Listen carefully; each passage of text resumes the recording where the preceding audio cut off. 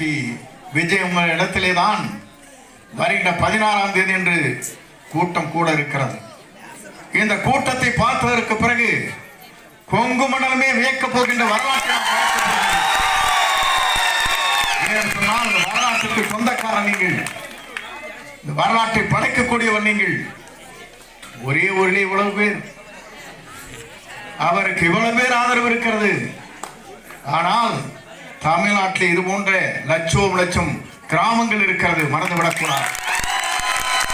அத்தனை ஒரே குரலைத்தான் கொடுத்துக் கொண்டிருக்கிறார்கள். இருக்கிற குழந்தையை கேட்டால் சொல்லுகிறது தாயிடத்திலும் தந்தையிடத்திலும் இந்த முறை விஜய்க்குத்தான் ஓட்டு போட வேண்டும்.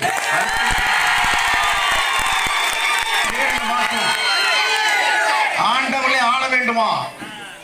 மற்றவருக்கு இந்த வாய்ப்பு கிடைக்க கூடாதா? ஏன் அவர் ஆட்சிக்கு வரக்கூடாது? நல்லாட்சி தமிழகத்தில் நடத்துவதற்கு ஒரு புதிய முகத்தை தேடிக்கொண்டிருந்தீர்கள், கிடைத்து விட்டார்.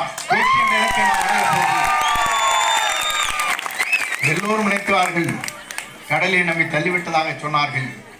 நான் கப்பலில் ஏறி வந்து விஜயை சந்து கொண்டிருக்கிறேன். நீங்கள் என்னை யாராலும் சாய்த்து விட முடியாது.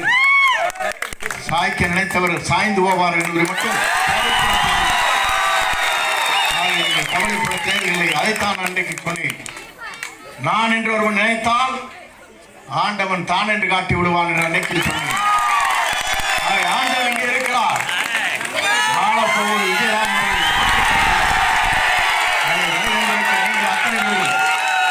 ஒரு மனதோடு என்றைக்குமே உங்கள் வாக்களை சிந்தாமல் சிதறாமல் வாக்களை அளித்திருக்கிறீர்கள்.